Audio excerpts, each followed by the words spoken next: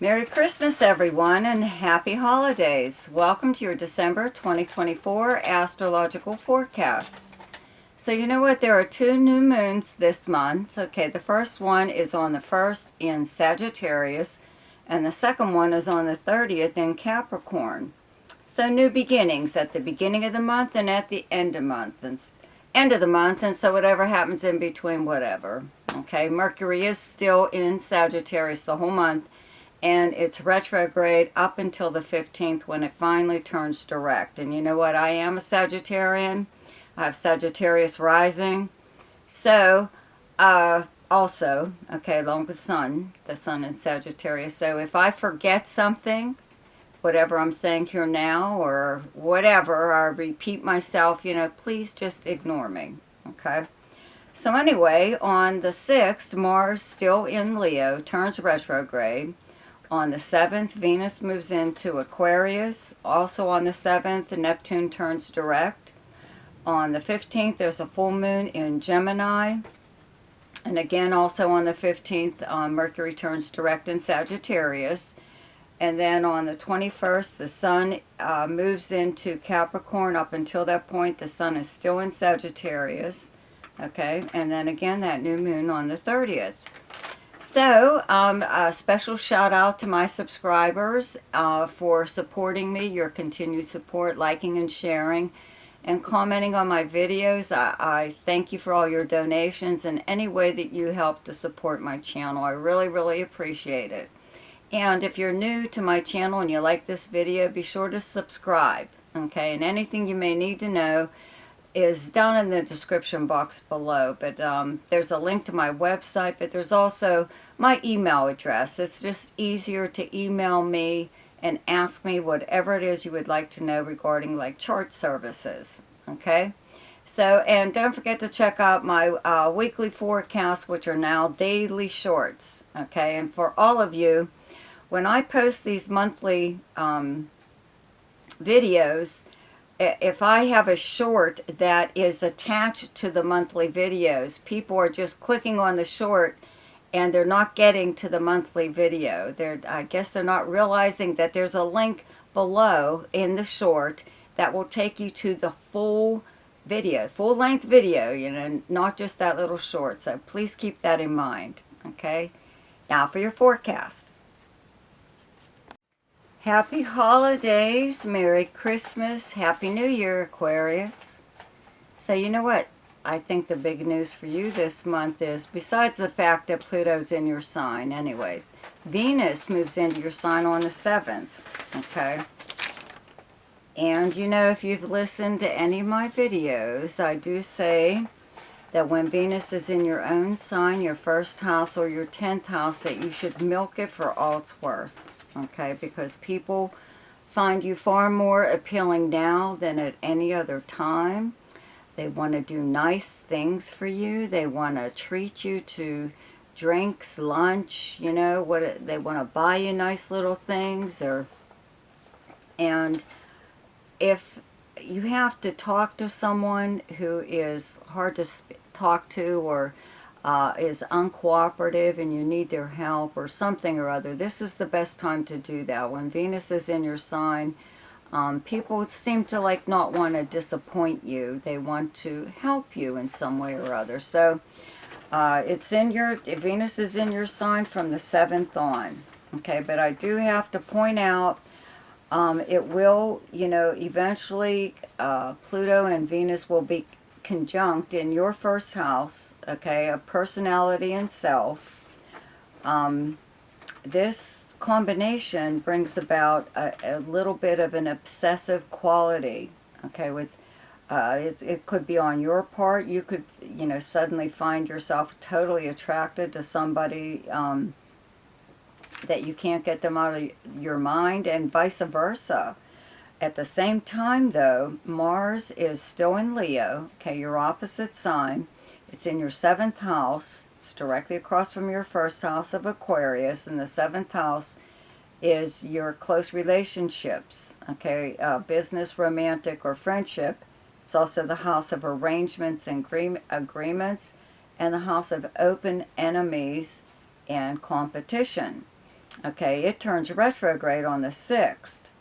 So, just with having Mars here in your 7th house, means that uh, people, it could be an open enemy. And what an open enemy is just someone you don't get along with, they don't get along with you.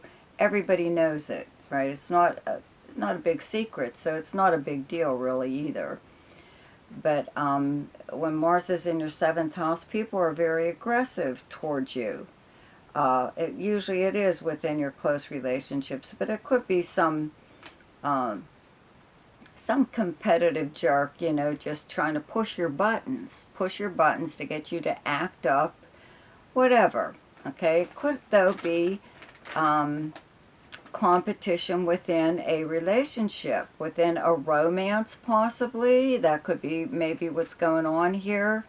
You could be involved with someone who is just having Mars in the 7th house in one of your close relationships. We'll say for business, maybe you're in business with someone and they want to do whatever they want with the business. They want it run the way they want it. They want to go in a certain direction. Maybe you're not on board with that, Or in romance, though, I would have to say it's romance. Just because Mars and Venus and Mars, right? These are the love planets, okay? And they're opposing one another right now. And we've got Venus and Pluto in conjunction. So someone could be like really very aggressive in a romance, or it could be a friendship, but they are trying to get you to do whatever they want you to do, get you to commit to something, get you to change something, whatever it is. It's pushy. It's very pushy. Okay, and again, it's obsessive with this Venus and Pluto together. Now, Venus will eventually leave here, so it's not always going to be like this. But for now, somebody is just obsessed with you. Okay, and could even be like a friend, though. A friend that is just like needs to be, first in your life, needs to do everything with you. You're not allowed to have any other friends. You're not allowed to go here or there with so-and-so unless you ask them along too. Weirdness like that, okay? I just have to point this out, right? But the month does start off with a new moon in Sagittarius, okay? In your 11th house. That's where you have Sagittarius. The sun is here up until the 21st, and Mercury is still retrograde in Sagittarius up until the 15th when it turns direct. But it's still in Sagittarius the whole month. But your 11th house is your most sociable house. It's a lot of fun. It is your friends and acquaintances. It's socializing in person or online. It's where you would normally go to hang out. It's any group or organization that you belong to, and also the house of dreams, hopes, and wishes. So this new moon here, you could be going to some new place that maybe just opened, or it's new to you because you've never been there before. Could be some new hangout for you that you're going to start going to frequenting. Excuse me.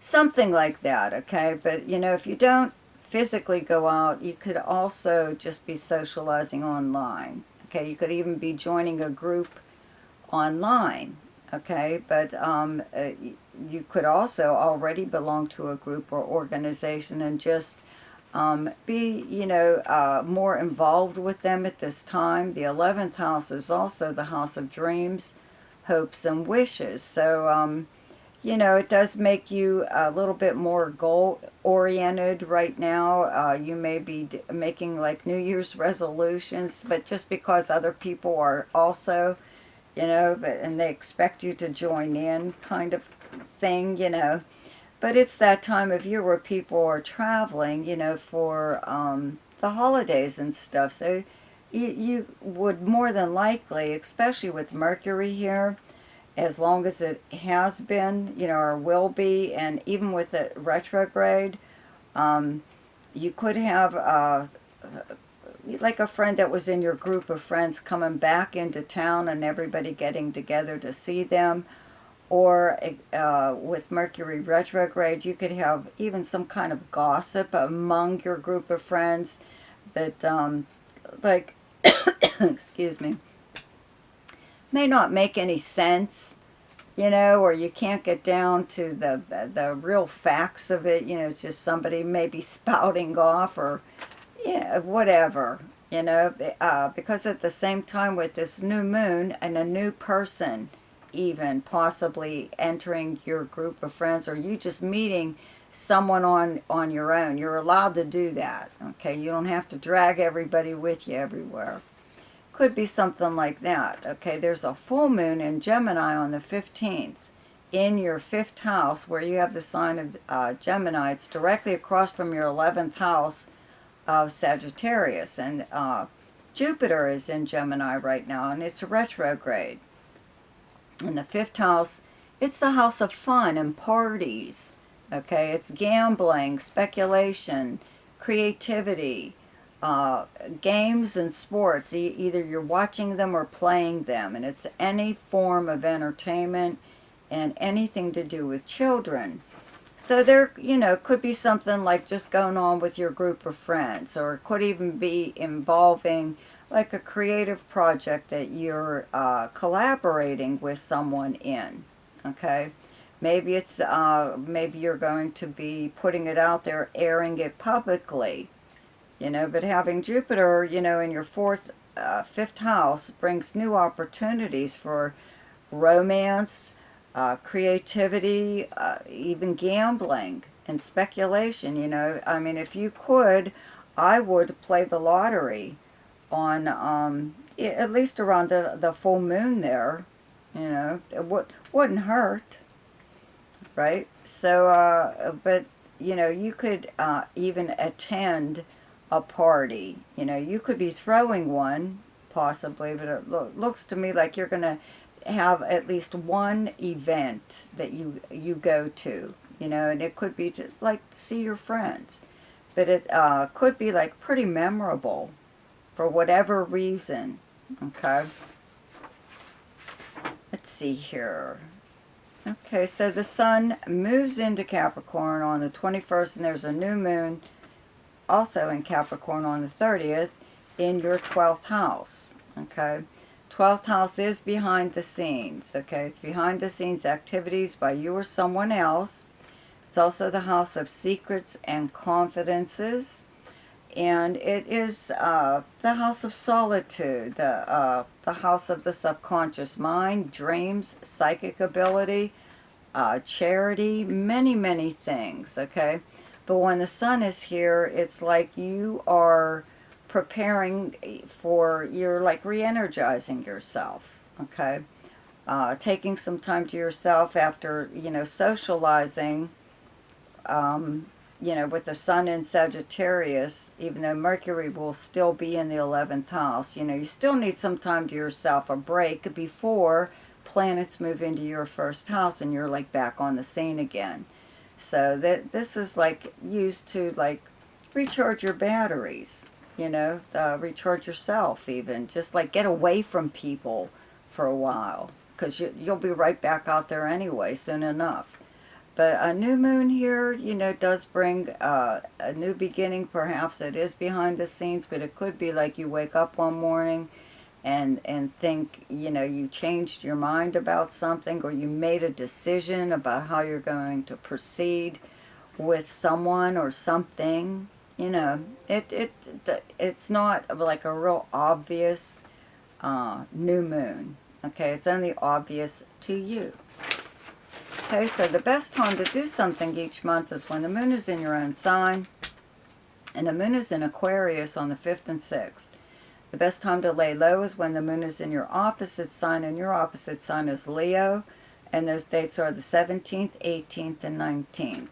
The best time for romance, recreation, creativity, fun, gambling, and speculation, and anything to do with children is the 1st, 2nd, 13th, 14th, 15th, 27th, 28th, and 29th. The best time for money is the 7th, 8th, 9th, 20th, 21st, and 22nd. The best time for your career is the 25th, 26th, and 27th. And the best time for communication and travel is the 9th, 10th, 11th, 22nd, 23rd, and 24th. So, happy holidays, Merry Christmas, and Happy New Year. See ya.